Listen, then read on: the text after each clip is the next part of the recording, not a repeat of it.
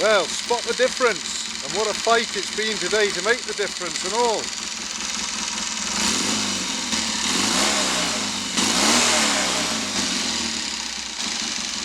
The owner said he'd like some lights, and that the crankshaft driven self-generating ignition, electronic ignition, ought to have provision for them.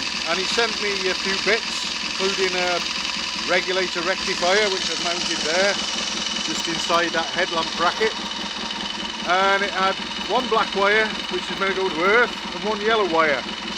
The only problem was there were two yellow wires coming out the generator rather than the one shown in this diagram.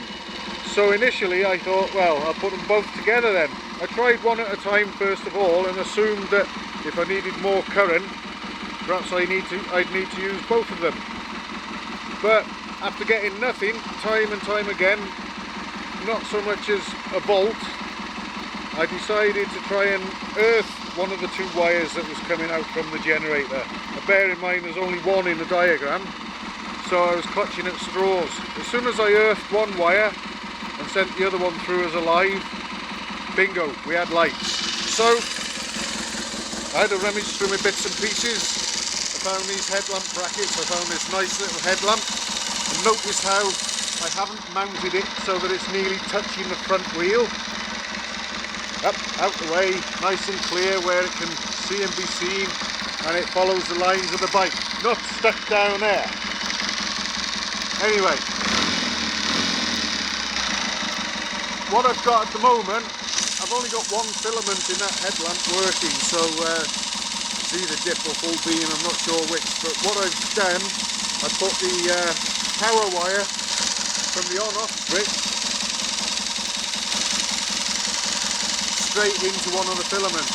But what I need to do is break into that one, disconnect the lamp and send it up to a dip switch, which I've yet to get and fit, and then get a decent bulb with two filaments working, of course, and then we'll have dip and full beam as well. I've also got to run some power to the rear end and fit and wire up a tail light, because if you've got one light working, you're meant to have them all, and that includes the brake light in this country, or in this part of the world anyway. I remember it from MOTs. You can have a daytime MOT with no lights at all, but if you've got so much as one light, even a stoplight, which makes more sense and is probably safer to have, but if you've got a stoplight, you need to have the rest of them as well. So I'm going to rig up, I've got this thing here. This will go on the rear, I'll wire it in, but I'll also have to conjure up a brake light switch as well. Nothing major, it's all doable, a little bit time consuming, but that's where we're at with it at the moment. And of course, those new tyres, which perhaps a good few may have seen my endeavours with that rear tyre the other day. Thankfully, it kept all its air in, as did the front one, which I did later on, but there was no point filming that. There was nothing terribly interesting or exciting about that one. I had to raise the float level a little bit in the concentric carburettor, and you don't actually do that by bending the plastic tangs on the float. You do it by drifting the float needle seat up or down relative to the float hole.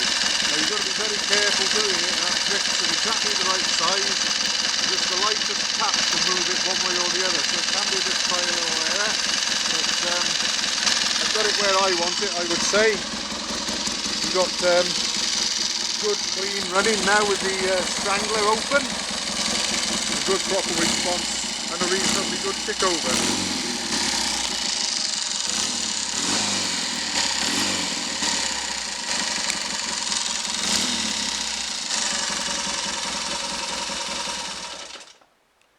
And that's where I'm leaving it for today. So it's been a hell of a struggle actually today. Lots of bad language used, as well as quite a few tools, but I got where I wanted to be in the end, so that's where I'm going to leave it.